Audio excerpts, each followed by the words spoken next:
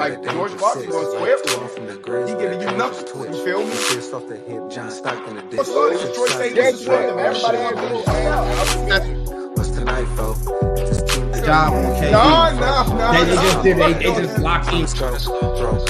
I'm not saying it's Joker's fault. I'm not blaming him. I'm just saying. Get him down 3 games is a quick sweep. It's a mentality thing. That's really what I think it is. The Kobe fade away from 10 feet. You know what's in me. Yeah. What up? Now let me make sure it's working today. It's working, all right. There it is. Okay. There it is. We in the building, baby. What's up, ladies There it and gents? We back on this beautiful ass Monday, back in the building with the boys. And man, we finally get to the doc that we didn't get to last week. Oh, here we go. You know. You feel me? Somebody got cooked like hibachi twice in the same week. I'm not gonna say no names, Amar. I mean, let's get this day started right. So I want to pose a question to the chat real quick, right? And you could kind of get you're gonna get the answer of our answer at the end of the show. So if you want the answer, go ahead to stick around. The question I'm posing to the chat, right? And I'll pose this question to the guys. They know what I'm talking about when I see it. I think I found the perfect guy that we could take Steph Curry out and put him there, and he could probably have the same type of career. So the question is to the chat is, can you guess the player I'm talking about? The guy that can, if you take Steph Curry off this team, put this guy in that era and put him on that team, can the Golden State with Clay and all those teammates still have the same success? But we're going to get to it. But we're going to start with the USA team because it's getting stacked right now. I mean, USA team is stacked right now. You got LeBron, you got Embiid, you got Curry, you got AD, Draymond playing. Who else playing? KD. Who else? Booker, I heard. You feel me? All of this to prove Noah Lyles wrong. You feel me? All of this to shut Noah up. Shut your ass up, Noah. They say fuck you, Noah. You see what you did, Noah? I bet your ass ain't happy now. I bet you ain't happy now. I bet you ain't talking shit now. Gonna fucking poke the bear. Like, why are you out here trying to poke the bear knowing that they got a guy named King James that's gonna be like, nah, I'm playing. He's 40 years old, shouldn't be playing, but he's playing. You feel me? So are you guys liking the Avengers? Are you guys liking what is happening with this USA team to come, DJ?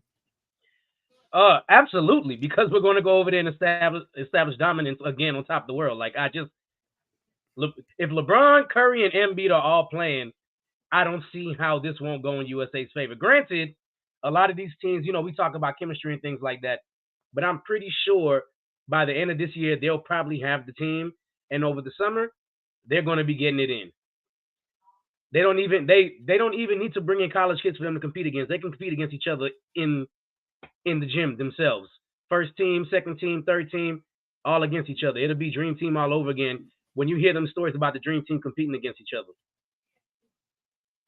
No. I like it. Blow all them niggas the fuck out. Shit. It's the motherfucking Avengers and it's the goddamn end game. Okay?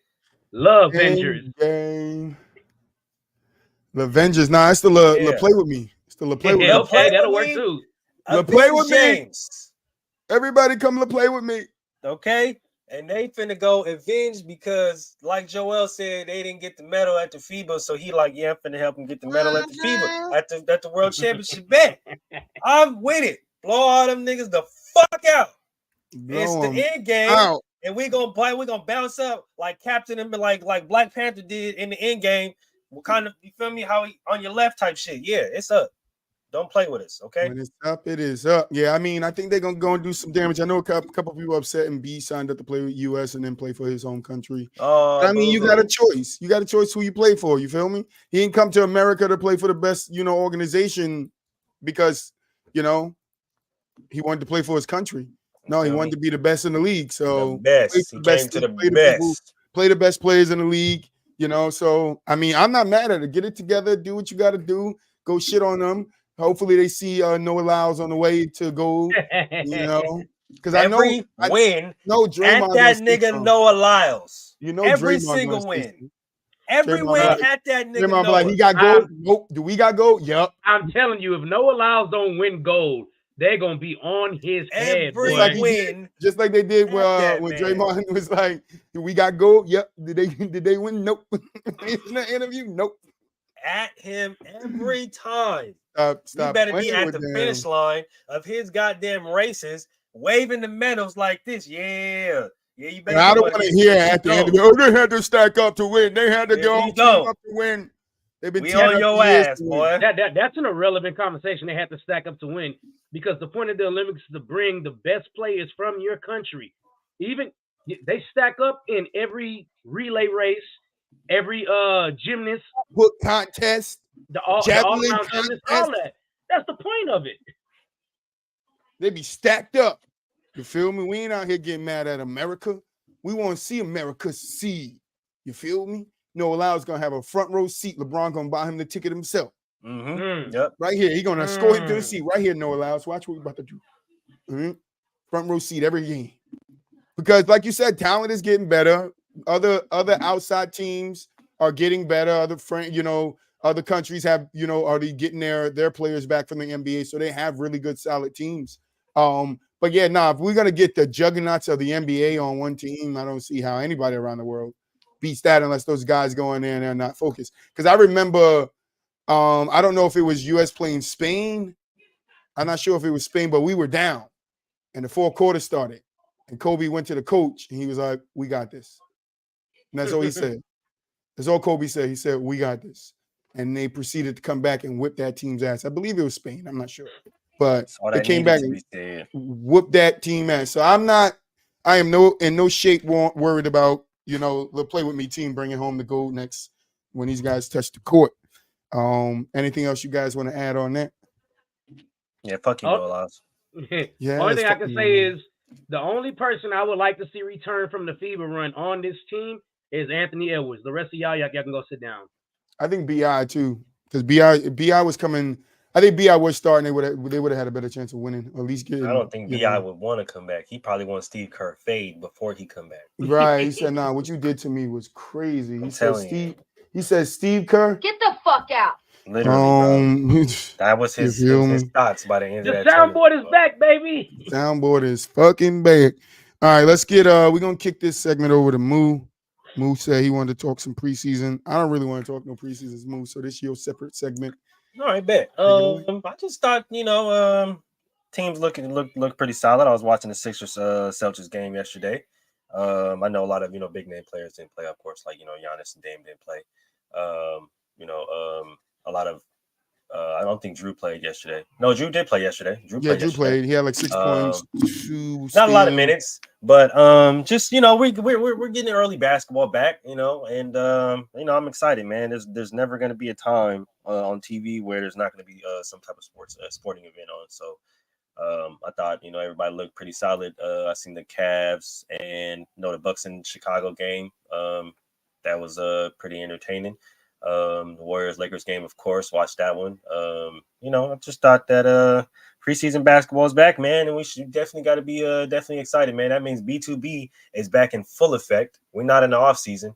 We in the breakdowns season, are coming in the now season, and the breakdowns is back. We're gonna get this season game, last season games, games from 10 years. It don't matter. But yeah, man, I'm just excited that basketball is back, man. Now there's always gonna be some type of sporting event on. Word. All right. So we all know that when around the time, because we didn't really get to talk about the Dame and Drew trade last week. We talked a little bit about it before we got interrupted with some James Harden nonsense. So we kind of get a chance to kind of talk about it from a different angle. I didn't put this on the doc last week, but I put it on this week. It was a little add-on. Embiid did make comments after the trade of Dame Lillard to the Bucks and Drew Holiday to the Celtics, and he said that who said we not good in the East? All right, and I want to be the first one to tell you you're not good in the East. Fuck you talking about? Who said y'all good in the East? Y'all didn't get no better. Who y'all better than? He's still better than y'all. Y'all like the 5th best team now. The Knicks might be better than y'all. Keep fucking around with James Harden. Right, honestly. The Cavs might be better than y'all. Keep fucking around James Harden. You like, what do you mean? No, who said y'all not good? You better call Ben Simmons back because y'all not good. You're not stopping Dame and Lillard on the pick and roll, Embiid. And I love you, Embiid. You know I came for you all the time. I got your back. Not here, bro. Not on this one. Because you crazy. You crazy, bro. I don't know what you're thinking right now. But James, I mean, you might get the same out of James that you get out of Lillard. They both don't play no damn defense. So that might be a wash. But when you come up against Boston, Drew Holiday does make Dame inefficient. I know somebody brought up the stats the other day. It was like, Dame still dropped 30. Dame still dropped 26. But yeah, look at his three-point percentage. Like Mel said last night, that nigga is a volume shooter. So if I got to live with Giannis dropping 50 or Dame dropping 34, I'll take Dame for 34.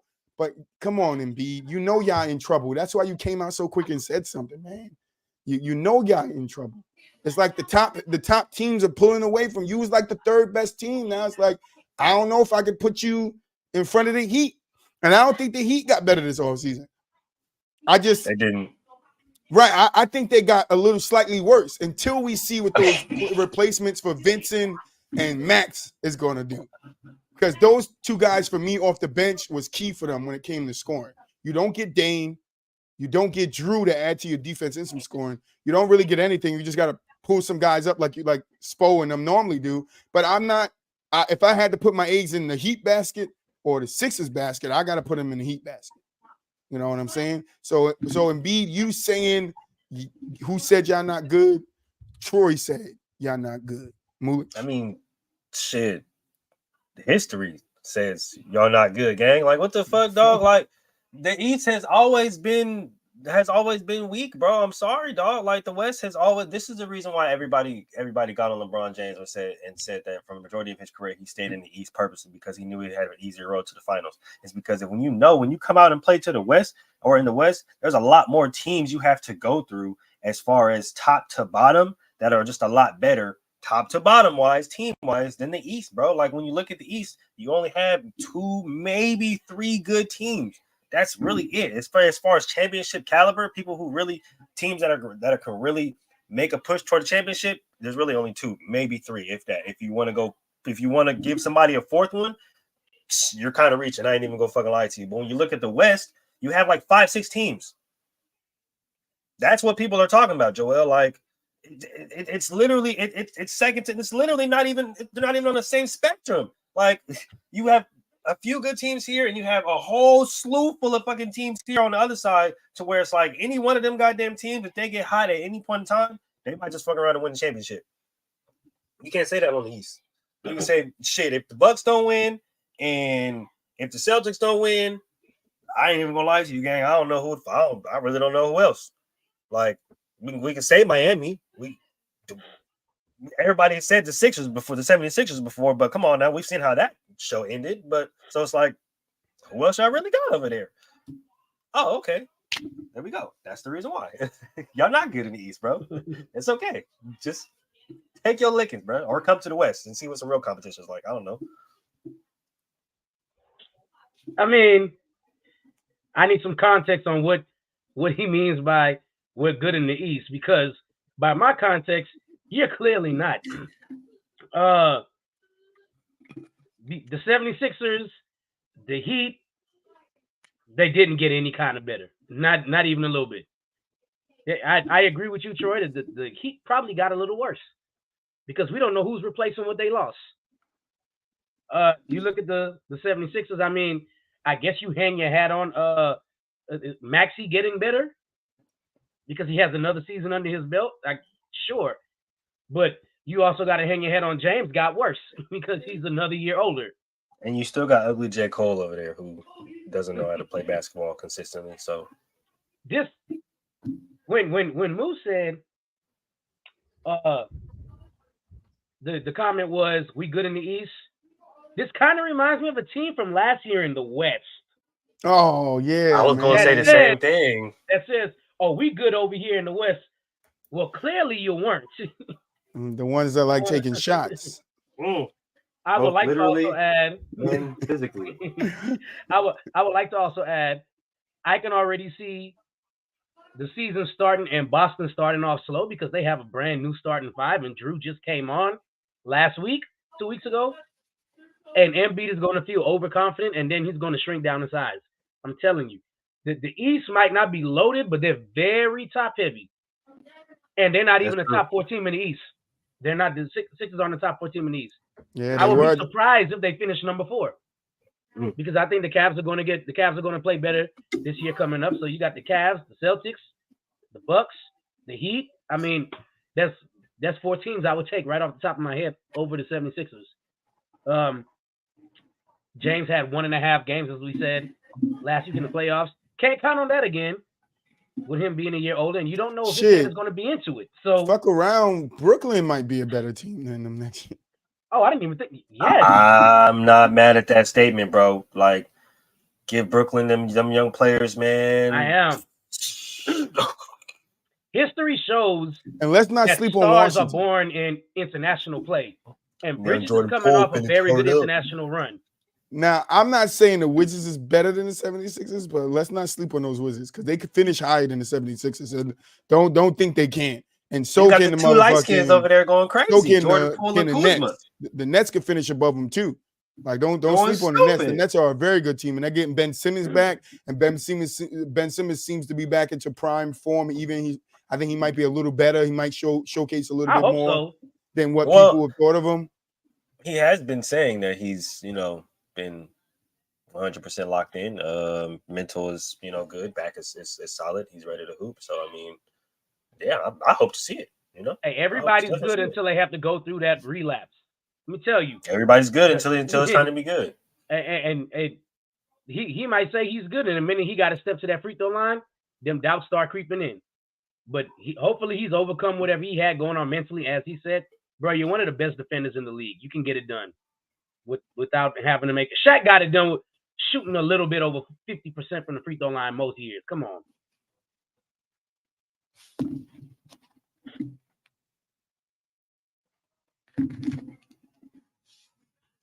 You muted, Troy.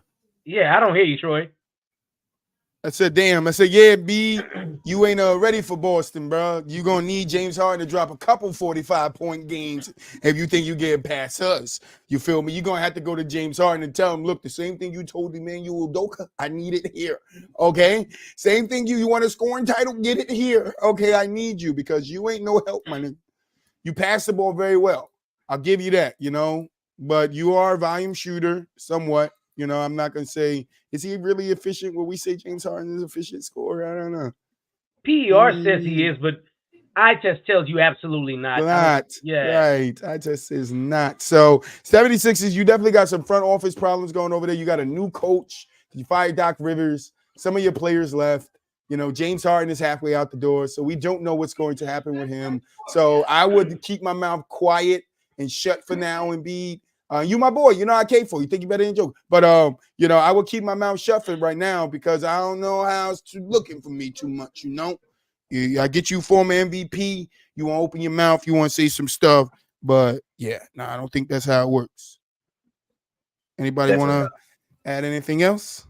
He better stop putting the target on the 76ers back. Yeah, that's not a good thing to do right now. I mean, he's literally talking like they won a championship or got to the Eastern Conference Finals or something, bro. You got to the second round. The same place you've been for the past 4 seasons is where you got to again. You ain't done no improving. Shit, Luka made it to further than you. Am I not correct? Trae Young has too. So I definitely don't want to hear it. Oh, goodness gracious. People forget about Trae Young and shit, Jimmy left you and been to 2 of those things. Mm-hmm. So let's talk about it in BC. I'm not biased, even though I came for beat, I can tell you his downfall. All right, but let's get into this Pascal Siakam extension. How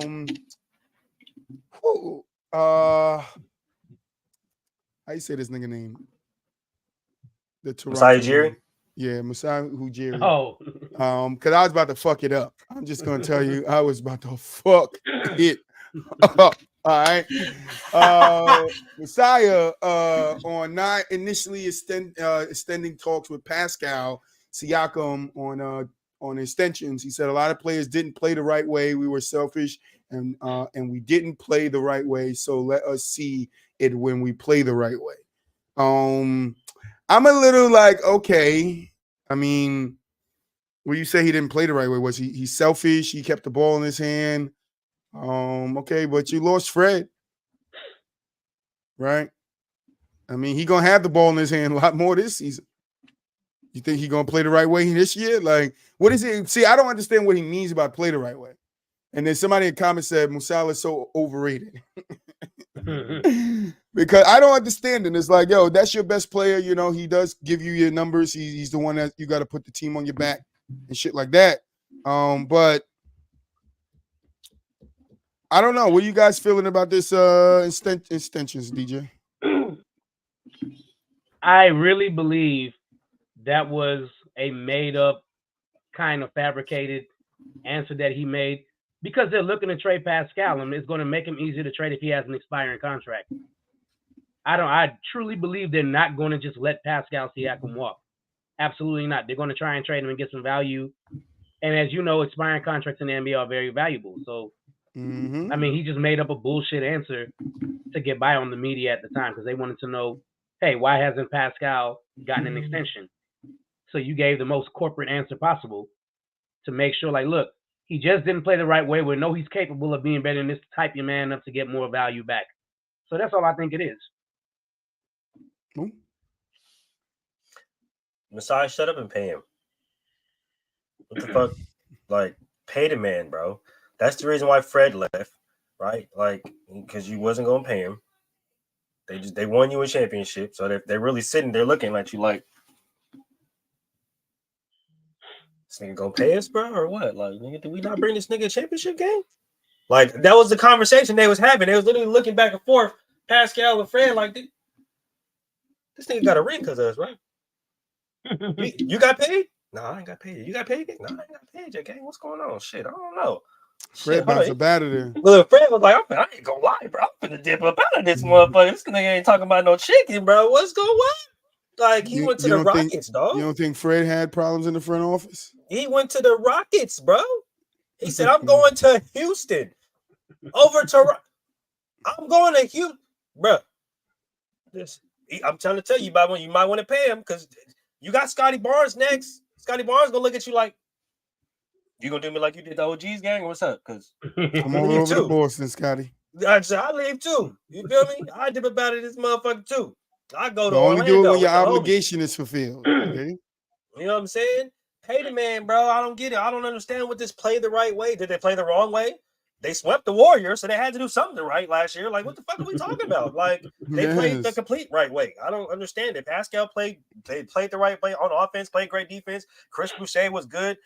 Precious Ochoa was good on both offense and defense. Y'all freaking y'all had immensely amounts of fucking defensive trade pieces that everybody was trying to freaking take y'all or scout y'all for. Like, I'm trying to figure out what's the right or wrong way to play to earn some money in Toronto. Like, I don't get it. I think this is what it is, right? This is what Pascal's gonna have break it down. He's gonna have to go see Drake, bro. He gotta go see Drake. He gotta go ask Drake. And Drake gonna say he gonna convince Masai Ujiri to, you feel me, basically start paying the players, bro. Because I don't think, you feel me, Fred, you know what I'm saying? I don't think he really, you know what I'm saying, really wanted to be there. Because, you know, him and Drake basically like twins damn near, right? But I don't think Fred really wanted to be there. You know what I'm saying? He was trying to go to Houston and trying to get that James Harden sauce. So he basically like told all the other people, he was like, hey, bro, you feel me? Y'all just got to holler at like King Light Skin, and he got y'all. You know what I'm saying? He gonna take you on the flight on the OVO plane with the owl on it, and you just got to holler at him and be like, yo, what's up, bro? You feel me? Can you break me off some chicken real quick? And he got you. It was good. But I don't know, man. I don't know. I feel like Masai, I feel like he on his little power trip shit. Jake, I know you just dropped a new album and you got a lot to say to Joe Budden, but you might want to go talk to your homie Masai Ujiri and just, you know what I'm saying, break him off some chicken or something. Now, I'm going to pose this to you, DJ, when I'm kicking it to you. Last season, Pascal Siakam, 24.2 points, 7.8 rebounds, 5.8 assists, 48% from the field. But how those rank amongst the other players in the NBA is 19th in points, 29th in rebounds, 25th in assists, and 63rd in field goal percentage. That's crazy that he averaged 24.2 and he was 19th in points. That's fucking insane. What have we come to in the NBA? That's the first thing I think of when somebody could average close to 25 and still be 19th in points. I mean, at this point, he should be a perennial all-star. So I think, like I said, Masai is kind of like, well, you're a second tier all-star. You're not a franchise player. Mm-hmm. So he knows. That's how Masai's going. You're laughing, but I'm dead serious. I know, that's why it's so funny. That's how Masai is going to value. It's like, yo, you're not a franchise changing type of player. If we have a franchise player here, you're going to be a good Robin or a good Scottie Pippen, even though it's fuck him. But fuck Scottie. Just like it's just he didn't make an All NBA team, so he's not eligible for a Supermax. Fuck Scottie. But he's still eligible for like a max contract, and Toronto is going to be able to pay him the most that he can get. So basically, if they don't extend him, people are going to be knocking on the door to get Pascal Siakam on their team. They say he won't get a Supermax, but he should get a nice payday, whether he stays with Toronto or not. And Masai ain't about to break the bag. He feels like he already got everything he can get out of Pascal at this point. I think Pascal has overstayed his Cosmic welcome. Lore. It's been a while. What's up, man? I hope man? everything's well, man. Pascal has overstayed his welcome. So basically, what you're saying is Pascal went in the office and was like, "You gonna pay me?" And Masai looked at him and said, "Nigga, no, you're not Kawhi." Pretty much. He said, all this money I'm saving till Kawhi comes back. I can respect that. I ain't gonna lie to you. I can respect that. I'm not even gonna lie. He probably was looking. Once like, upon a time in Toronto, Kawhi left. And another part of time in Toronto, Kawhi came back. But in Muzala's eyes, it was just a cop who stopped him from getting on the floor. Oh, let me stop. It was just a cop. You know what I'm saying? He could have got away from that cop. He's black. He know what to do. Absolutely. He know exactly what to do. All right. So next, we got this should be interesting. We got two people's comments on the NBA, right? And I'm gonna read you their comments because they had something to say about the state of the NBA today, and we want to address it. So I'm gonna start with Dirk Nowinski. Dirk discusses the current NBA. This is what Dirk said. He said, "I think I'm old school. You know, some of these guys that now are stars are obviously younger, and the business has changed a bit. I never knew what to expect when I came to Dallas, but everything just came together here. The way when I got here, that the community embraced me and wanted me to be successful, wanted me to succeed. Sorry. Then Cuban buying the team by the end of my second year was a huge part of why I was here my entire career. He supported me. He's a friend of mine. He has always supported me on and off the court. I belong to this community. And for me, it was always easy to be loyal. I understand that the new NBA is a little different. It's about making money. It's about winning and not as much about being loyal anymore." So that's interesting because I agree with Dirk there 100%, right? It is. We don't see as much loyalty from either side anymore. And Dirk's not putting it on the players here, and he's not putting it on the owners. He's saying as a totality, like the league isn't the same when it comes to people being loyal to each other, teams being loyal to their players, players being loyal to the team. Dallas was loyal to Dirk. It wasn't Dirk was loyal to Dallas. Dallas also returned the loyalty to him. So when we look at a situation like Dame and how Mel asked the question to Zamara yesterday's meeting, he said, was Portland loyal to Dame? And Mel's belief it's no. And I can understand why he's saying no. You understand what I'm saying? Because to be loyal to a person, you have to make sure that you're doing the things necessary, especially if it's your key guy. You understand what I'm saying? You have to put those necessary pieces around him. It's why LeBron left Cleveland. It's why KD ultimately left OKC. It's why Kobe was going to leave the Lakers. Like, it all boils down to the same thing, like loyalty, right? So now we get in today's league, and it's like players don't want to be loyal, James Harden. Teams don't want to be loyal. Like, everybody wants to go somewhere else and play with this person and be here. And then, you know, everybody blames the front office because you sign a contract, and in that contract, it says I can trade you. It says I can trade you. You know this when you sign the contract. It also says you can request a trade. Yes. But that doesn't mean you can demand a trade. Does not mean you can demand me to trade you anyway. That's not loyalty from either side. So I get what Dirk is saying. Like Dallas, when Dirk came into Dallas and Mark Cuban brought that team, Mark Cuban brought a culture over there, which allowed Dirk to stay for 20 years or however long he played. I think it was 20 years. Like, he was able to stay there. He didn't have to go look for a trade. Now, mind you, Dirk only won one championship. So it wasn't like Dirk was just winning championships over there in Dallas, right? But he still, towards the end of his career, got one. He lost the finals early in his career and won one later on in his career. So loyalty pays off in certain situations. Kobe was loyal. Tim Duncan was loyal. Like, there are loyal players out here that bring championships home for their team and still can do everything else that all these other players are doing without having to leave that team.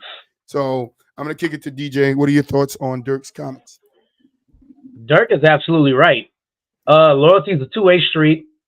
To Mel's comments about that Portland loyal to Dame. I mean, to a certain extent they were, but not to the extent that he was showing. So, like, yeah, when everything. But Dame wasn't loyal to them either.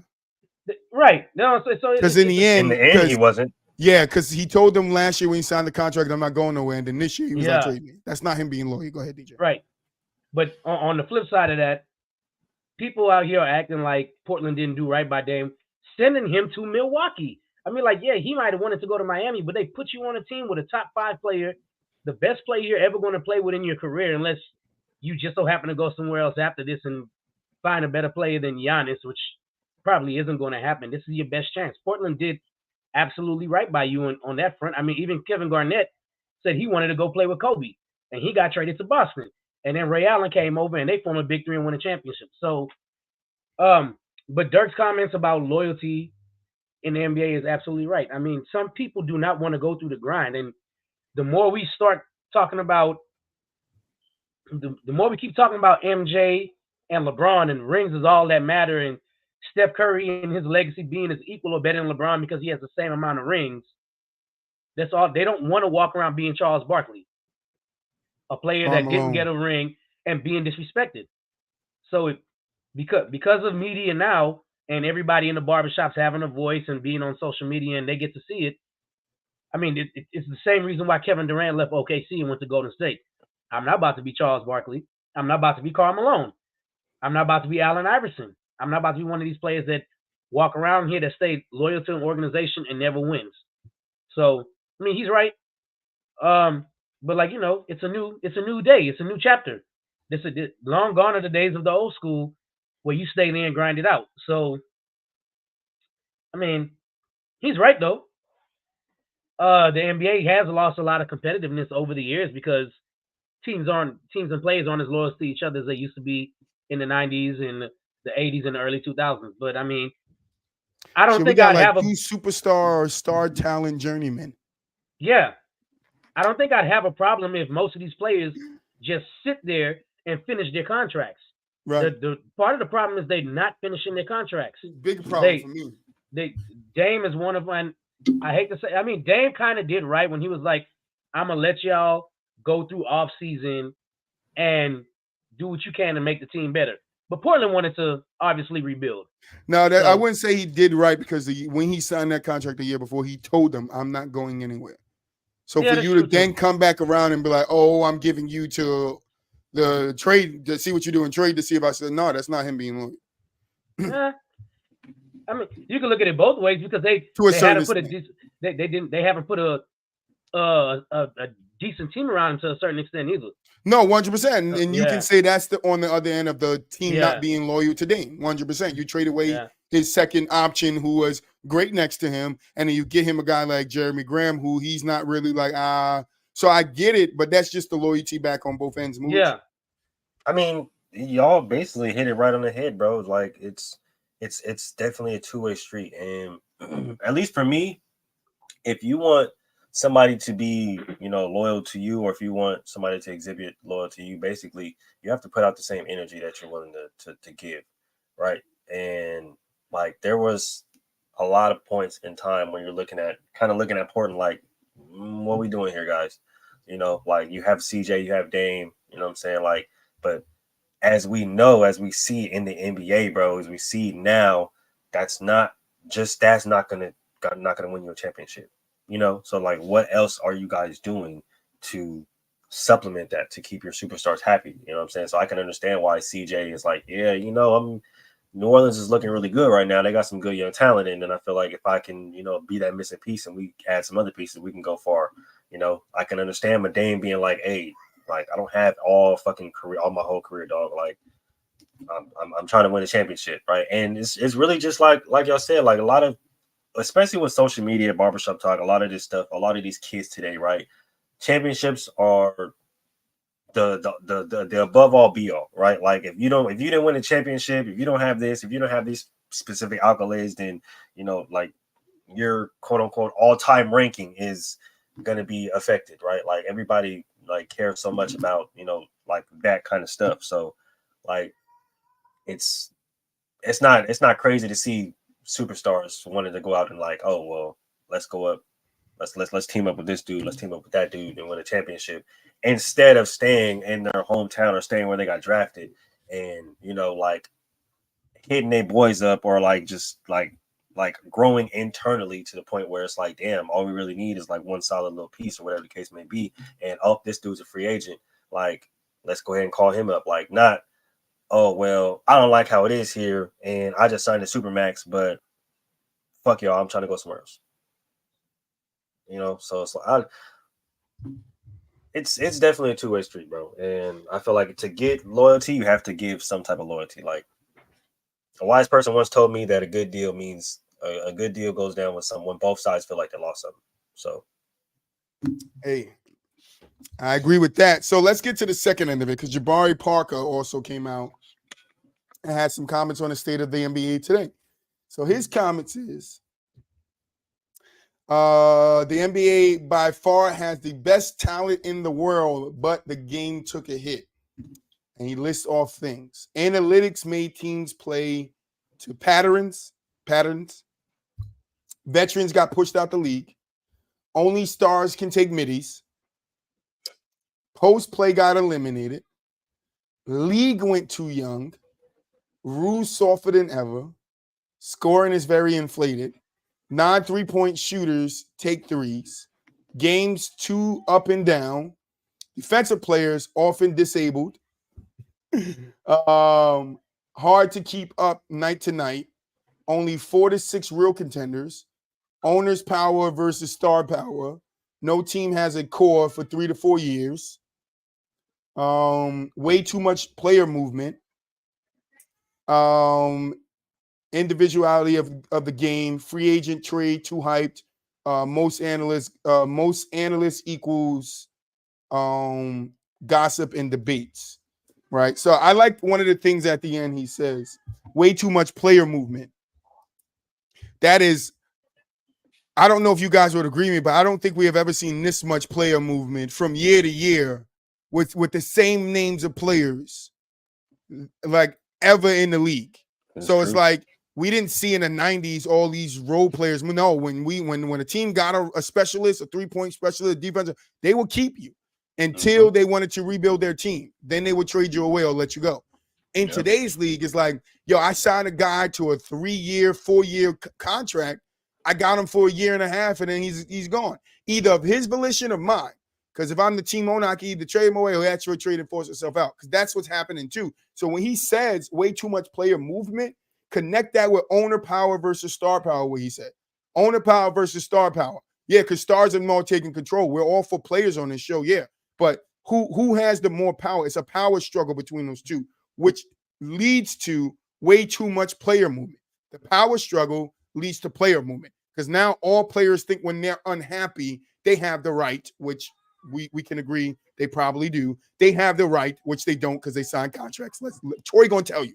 Like they signed the contract. They think they have the right to move. Some guy came out off the Hornets today and asked for a trade. I don't have to trade you. You just have to understand that I don't have to trade you. I don't.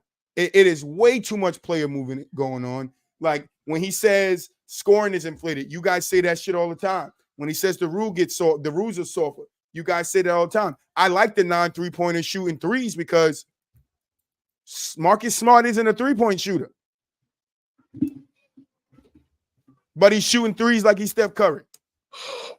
That's what the league is today.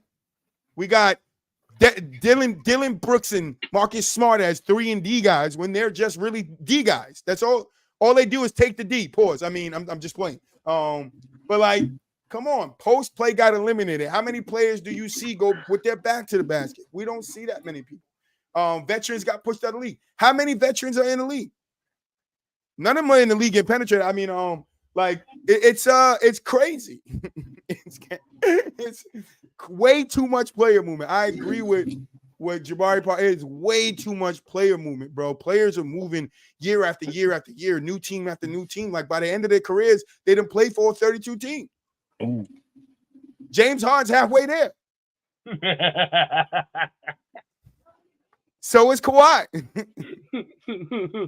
LeBron James too. Yeah. Throw LeBron in there too. Yeah. They like everybody just like, nope, I got the empowerment. I could go to whatever team I want. Then they go to that team, James Harden, be like, oh no, I don't like the front office of this team, Zamar. And they'll be like, I'm gonna leave. Like, no, too much player movement. No cores. What he said, no team has a core for 3 to 4 years.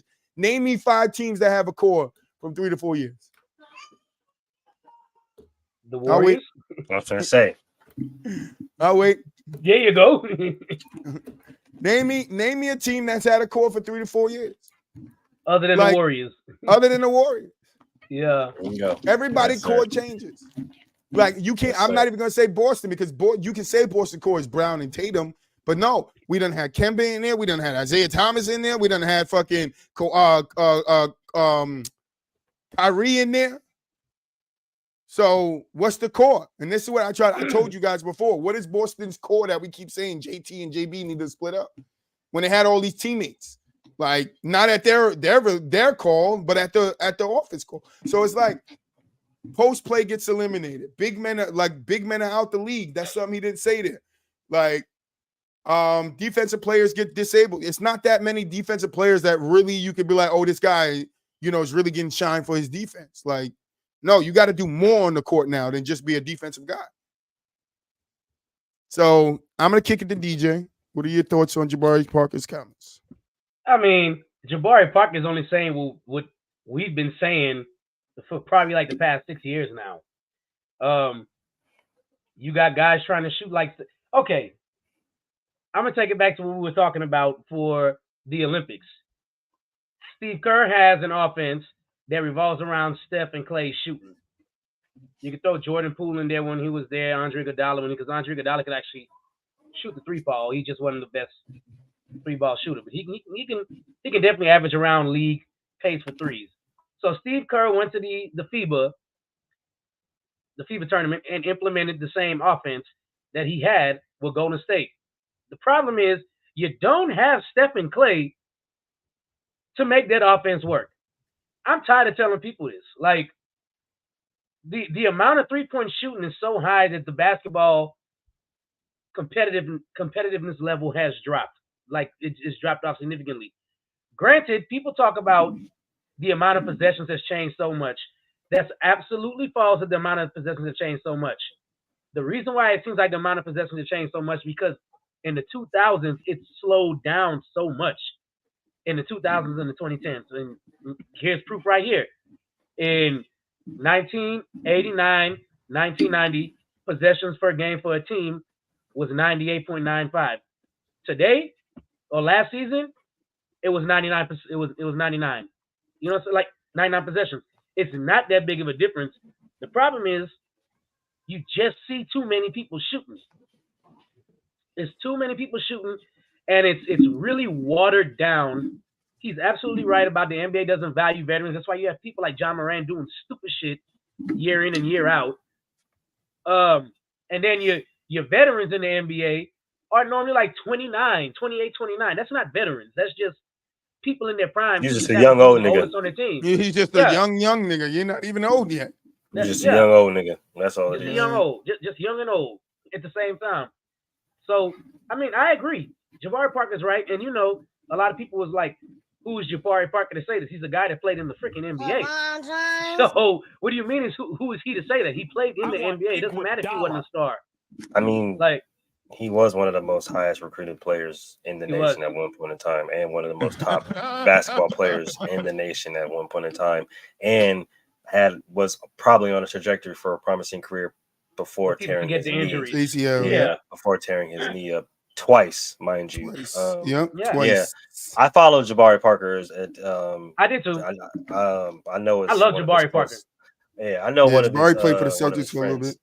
So, but just to kind of sum up what these two gentlemen have said, they're absolutely right, bro. And Jabari is absolutely right. Like it's a lot of stuff that's watered down. It's a lot of stuff that's like overhyped, and a lot of stuff that's not really talked about or not really brought to the spotlight to where it's really, really important. Like now it's just like you said, it's just about scoring, you know, stuff like that. Like a lot of people, especially these young kids, will sit up there and say, oh, well, this person is scoring a lot more points, so they're that means they're better. Or like you hear nowadays where, you know, like I said, these young-minded people, or the people who just started watching basketball in 2016, basically, right?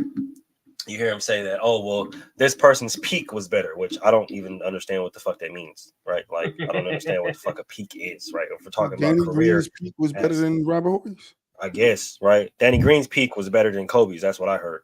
I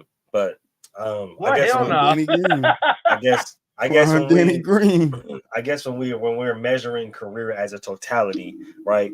Peak, right? When they're at their best, quote unquote, which you can't really measure, especially if they're at their best for a consistent amount of years.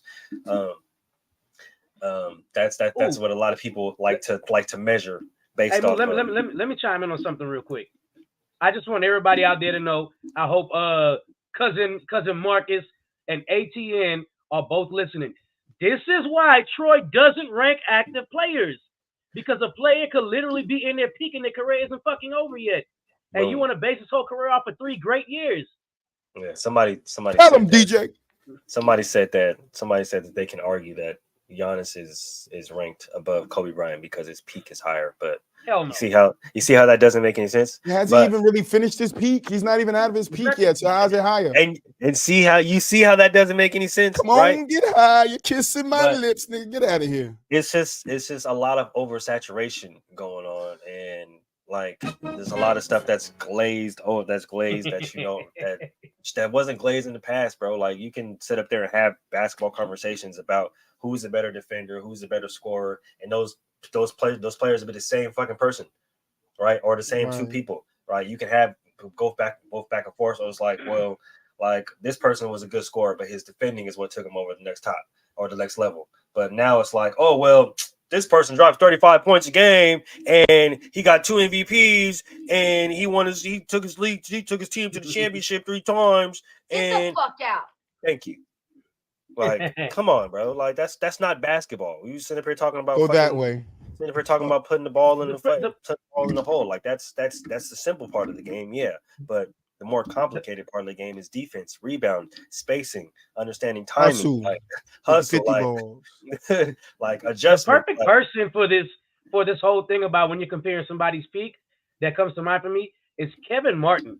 Kevin Martin peaked in Sacramento, and he was scoring over 20-something points per game, goes to a team with other good players, and his shit drops straight back down like a normal, above average player. Like that is the poster child of this. It's really crazy. Yeah, but I mean, Jabari was correct, bro. Like it's just a lot of stuff that he said is gonna go over a lot of people's heads, and it's going to be deemed as hating, right? Because a lot of people are going to look at him, well, you're not in the league. Of course, you're going to say this and this and that, but he's absolutely right, especially when you're a true basketball fan that's been watching the game for a while, right? Longer than 2016, and actually seen the progressive changes that have taken so drastically in such a small amount of time. Yeah, I mean, listen, the league is what it is, man. It went too young, too, is one of the things that he said. League is Also too true. young. It is 100% too young. They're catering to Also too true. many young players and not catering to those vets. Why is a guy like the Dwight Howard, a guy like DeMarcus Cousins out of the league Isaiah right Thomas. now? Why are they out of the league right now? Those should be Isaiah vets Thomas. on your bench that's teaching these Yep. young guys how fundamentals, how to get their footwork together, how to be in their spots, how to be able to play when they're not getting the ball. A lot of these guys go out there and they just, I'm just going to get my shit up. I don't give a fuck. Like, a lot of these young players have selfish mentalities. If you have vets in the locker room, you can phase out those fucking selfish mentalities. You'll And- have somebody like Udonis Haslem. Why do you think that he kept Udonis Haslem for so fucking long? It's to help mentor the young motherfucking talent they bring in. They're one of the one teams that bring in all the fucking young talent. But guess what they did? They kept a veteran on their bench so he can teach them. Jimmy ain't got to worry about teaching them. Bam ain't got to worry about. I got Udonis Haslem to do that. Yep. Teams Go to don't UD. have that He no got more. you. Mhm. Teams You don't have that literally no more. hear players that we grew up watching talk about the vets that were still around from the early 90s. And then They're Gilbert like, yo, Arenas this want to talk person. about why Hakeem charged $50,000. That's why, Mhm. nigga. That's why. Thank you, Nobody Troy. wanna Why? fucking I was learn. just finna say it, That's dog. why. Thank you, Troy. Oh my God. Because there's no fucking vets on the team. So they have to go outsource to learn the basics that a fucking vet that's been in the goddamn league 10 years would have fucking taught them. But nah, Mhm. that vet ain't on the team. He's not the on the team. He ultimate- don't get a vet minimum. He had to go. They got to the ultimate outsource to nod go to to this- Hakeem. That's why, Gilbert. The ultimate That's nod why. to this conversation right here about vets being on the team. Well, how many superstar players you know left the NBA and became great coaches? It aren't the superstars that become great coaches. It was the role players that became great coaches because they were patient. They sat there. They soaked up all the knowledge. And when a superstar to be comes in, hey, look, this is how you get to this spot. This is how you carry yourself when you're doing this. Hey, this is how you execute doing this, and this, so the ref doesn't see if you want to play a little dirty. Move your body this. I mean, Gary Payton, Kobe Bryant, Kevin Garnett. I know everybody heard the interview where he was like, hey, Gary pulled me and Kobe to the side. Like, hey, this is how you play defense. This is how you do this. Isaiah Thomas was on Inside the NBA and was saying, hey, if you're playing a right-hand shooter, you cannot contest with your right hand. Blew my freaking mind because I had never heard that before. Yep, He's like, your right always hand go needs with to the be your block with dig my hand, left. and your left hand needs Yep, to be the always hand go needs with to the left on the contest right. Yep. and that's old school veteran tricks that you could only pick up by playing for so long. Mm-hmm. So get your It's shit 'cause- together, league. It's because the trick with that one is opposite foot, opposite hand. Of course. A lot of athletes, a lot of people, a lot of basketball players, they know about that saying as soon as you say it, right? But a lot of these young guys, they weren't taught that due to the AAUs and all the stuff like that, where they just give the ball to the best person and go score a lot of points, right? But they're That's not why taught. defense is worse. Boom, they're not taught opposite foot, opposite hand. Where if his foot is up, if that right foot is up, that left foot is up, the opposite hand should be up. That's what's going to give you the best defensive position. And here's another one that me and my cousin was talking about on the phone the other night. The players are starting to play years in college less because obviously they know they can go play wherever else, or they can come out of college after 1 year. People used to learn how to play defense in college. Yeah, fundamentals. Like, literally, college was the place where, like, you think you're a good defensive player, but you're not thinking about it on the chemical level yet. Mm-hmm. You're just playing reaction basketball. Then you come to college and you learn how to play defense. That's why the NCAA tournament is so good. When it was players that had two, hence why Villanova won 2 championships in the past 5 freaking years, because they sat there and they learned how to play and they became a team. And they had That's my a team team. full of Shout vets. out Billy. So yeah. But yeah, so yeah, Lee, get y'all shit together, man, because y'all be out here wilding with that bullshit. You feel me?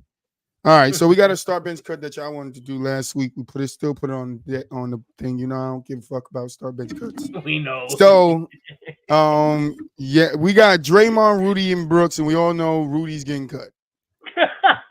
Wait, is this the NBA or FIBA? Because for FIBA, I might have to keep Rudy. And get rid of Draymond?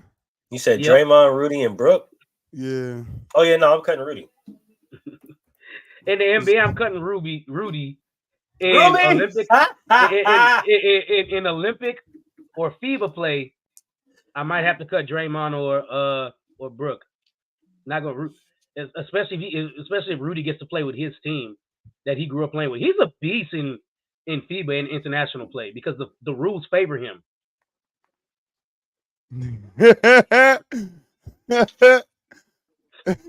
You saw it too, Mulich?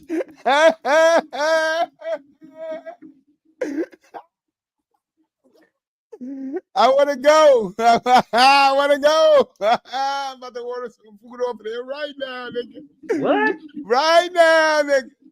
Sorry, Absolutely. guys. Inside joke in our chat. Sorry. Absolutely. Yeah. Hey, I need it. Okay. But yeah, so yeah, that's your start bench cut. Fuck that, real quick. But y'all know what time it is.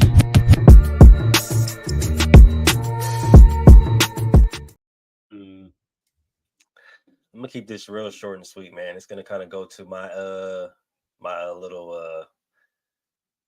little segment earlier. NBA basketball is back, man, and try to contain your excitement. It's really just preseason, but there's a lot of moving pieces that have taken place in the off season.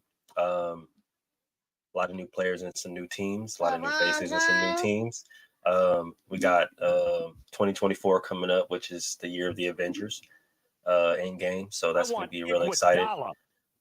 If we can get Iguodala to come back from retirement to give us one last run for 2024 Olympics, because he is a LeBron person, that would be dope. But nah, man, I'm just excited. Basketball season is back, man. We're always going to have some type of sports on, whether it be baseball. I'm watching baseball right now. Whether it be football, I'm watching football right now, and whether it be basketball, keep going back and forth between the basketball games. So get excited, man. Get in the time to get in the gear, and yeah, we're gonna see.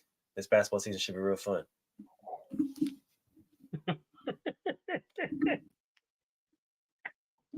Hey, I love the ad libs. I'm just working off the ad libs, dog. I'm working off the ad libs. You know what I'm saying? Yo, that LeBron James took me out, dog. That was so random.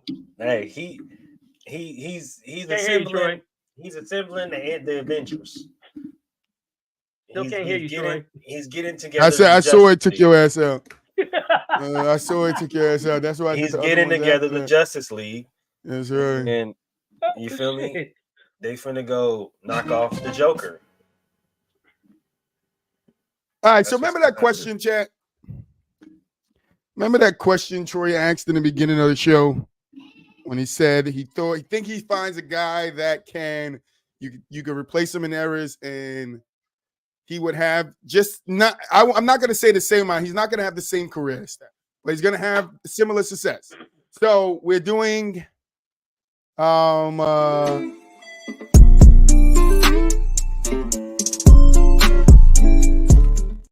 and the two players we got is Steph Curry and you got to say his name for me. I don't know. There you go. So Mahmoud Abdul-Rauf. Mabdul Babu Baruf. All right?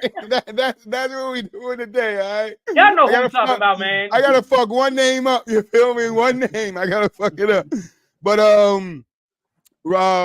Abdul.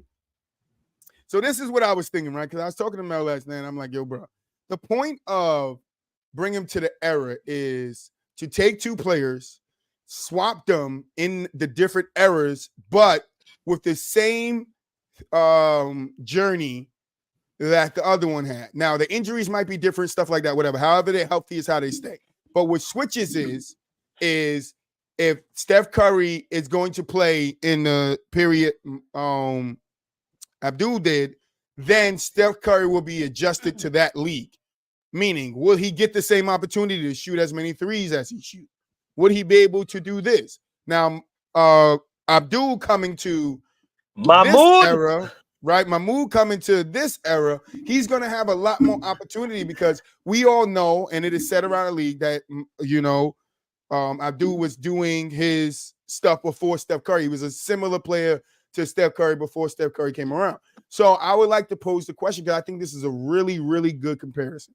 Take Abdul, put him on the Warriors. Take Curry, put him on the teams that Abdul played on. Who do you guys think has a better career? Because I'm going Mahmoud.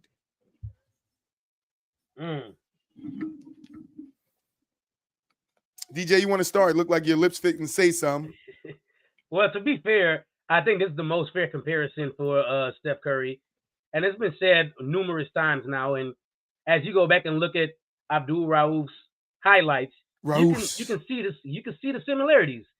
So I still think Steph probably ends up with a better overall career, but I don't think Steph wins a ring. Right, but that's my thing, DJ.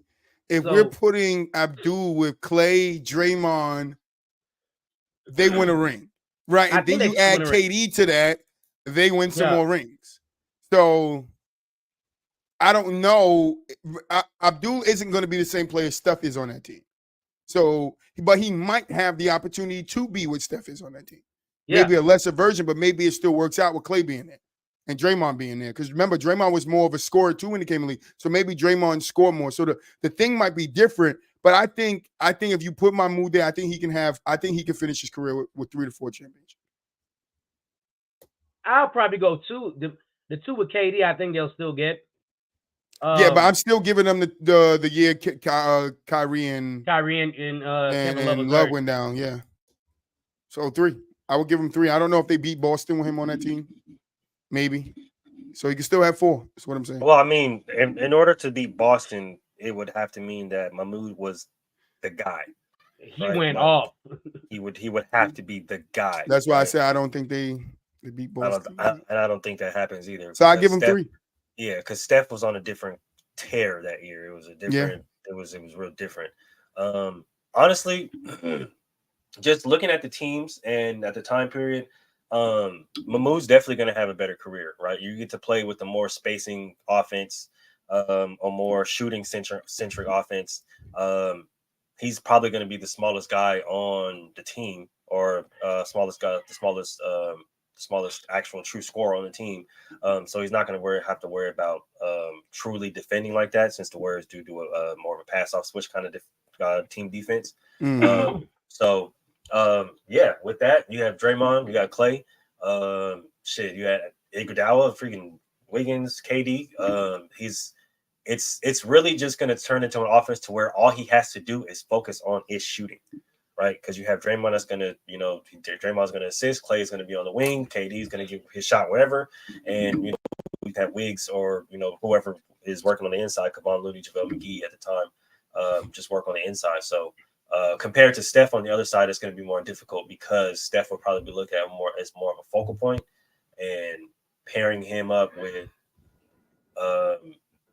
you got Mitch Richmond, Dikembe's on one of those Denver teams. It's just a lot of up and down, right? Like the Warriors were specifically meant to fit Steph Curry and his play style, right? I don't think that's going to happen in back in the day. Like Denver, Sacramento, they're not going to give a fuck. They're going to tell you, go out there, do what the fuck you do best, and we're hoping for the best. But you're not taking all those threes. They're going to make you take 2 pointers. Yeah, you know what I'm saying? They're going to make you pass. They're going to make you take smart shots. Like, honestly, if Steph was to be transferred into that area, he's probably more of a better mid-range shooter than he is a three-point shooter. He would be exactly what Mahmoud was. Right. Because just looking at it, Mahmoud only took two, maybe three threes a game. His most was in 96 when he took 5 threes a game. So that's the only thing that's the only reason why I thought about this, because I'm like, Steph isn't going to have those opportunities to be the greatest 3-point shooter back in Mahmoud's time. Well, yeah, and he's a point guard, so they're going to expect him to play like a point guard.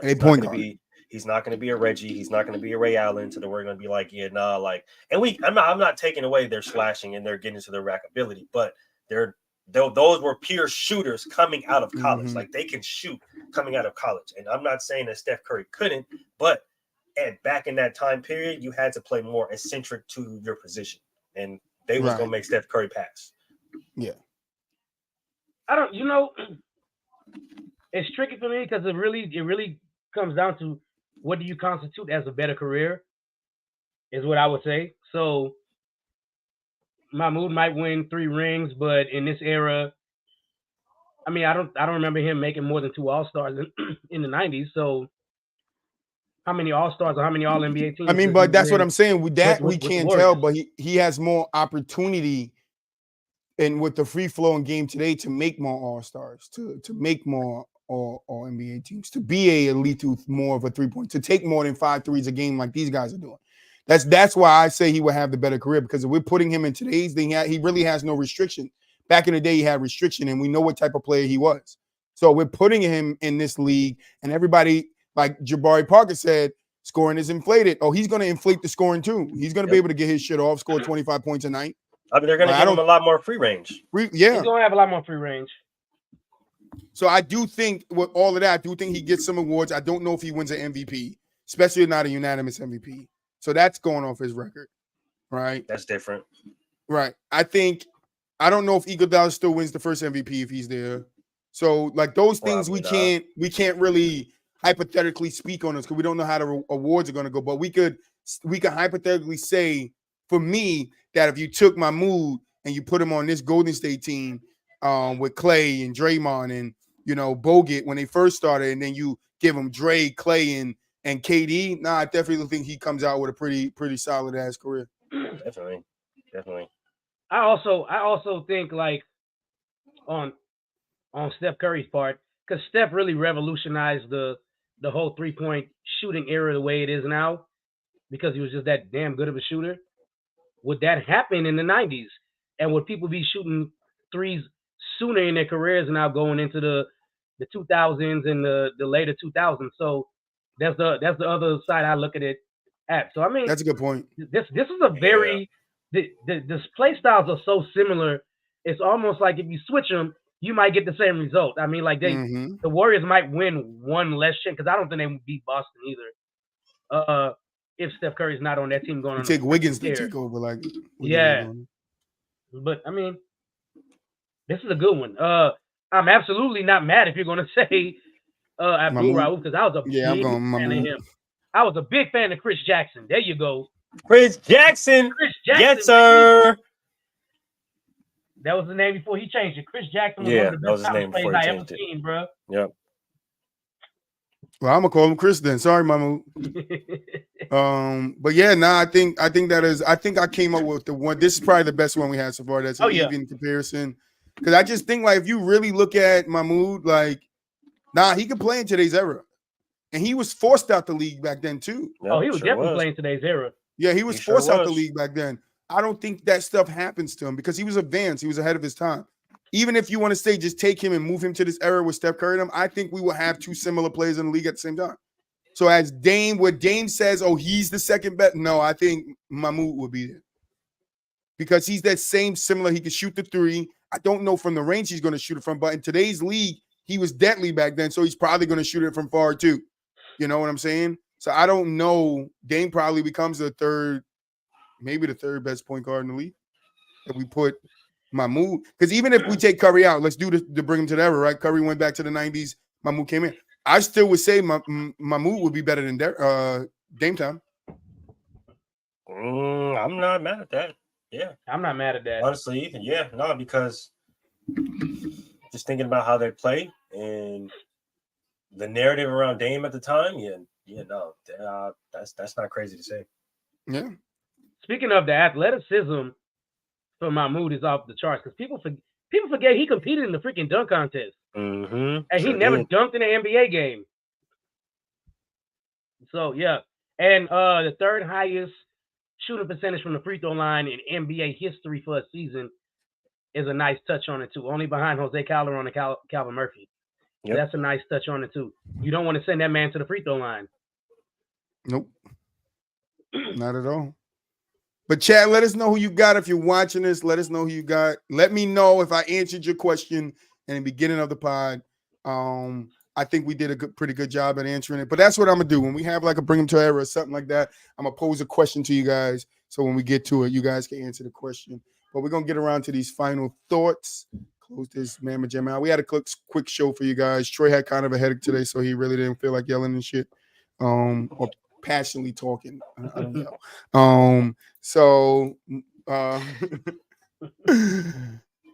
Troy cooked a little bit, but not too much. I just cooked some oodles and noodles today. That's all I had, you know, with a little egg in it. Man, we love noodles, man. DJ, final thoughts. Yeah, man, make sure you check us out for the rest of the week. Stay rocking with us. You know, Wednesday Gentleman's Talk, 7:30 now. So we're going to have another interview in the Gentleman's Lounge. Y'all already know how this thing go. Thursday, you got PVT with Zamora and Willie. Friday, you got the best damn football show in the world, Inside the Huddle. And then we'll be back here on Monday for the best basketball show in the world with Basket to Basket. I'll catch y'all later on this week. Moo. Hey, y'all know what it is, man. Another great football show. Football show. Basketball show. Sorry. I'm watching football. Play, bro. And I'm watching football. I got football on the brain right now. You feel me? I'm trying to get this dub in fantasy. You feel me? Because I'm about this close, bro. I'm about this close, dog. You let me down. You let me down. But great basketball show, man. I know we, you know what I'm saying, we kind of did tone it down a little bit today, but don't get used to that, because like I said, basketball season is back. Next week. Basketball season is back, and we gonna get to fucking tripping in this motherfucker, okay? Detroit's still kind of recovering his voice from Monday, so. All right, don't think it's sweet, okay? James Harden, we coming for your ass. Samara, yeah, you better be ready. We ain't done. I'm going, just to let y'all know, find Troy back on tomorrow's show this Thursday. Oh, God. Yeah. Zamara invited me back on, so I'm going back up there. We got to cook about something else. I forget what she said, because I said something to her, and she said it was interesting, and she wants me to come on and talk about it. So, but yeah, I'm Troy. Oh, you got something else, Moo? What you got? Oh, no, I just said. So I thought you had something else. Oh, I'm just saying, yeah, just me, man. Get the fuck out. But yeah, final thoughts, man. Thank you guys for watching. We're gonna be back Monday. We're gonna have a killer show for you guys. Might have a game show for you guys. Might have the results of the 2v2 for you guys, but that Troy been holding on to so fucking long, bro. 2v2. Damn, I forgot about that. Long, bro. I got it right under the dock. It just sits right here on my clipboard, right under the dock, and it's like. But yeah, we're gonna get to it. We got some good stuff coming up to you. We got some good guests planned out for you guys. Make sure you stay tuned. If you're not subscribed, hit that damn subscribe button. Make sure you hit the notification so you get alerted when we go live. You feel me? Because you don't want to miss this shit, bro.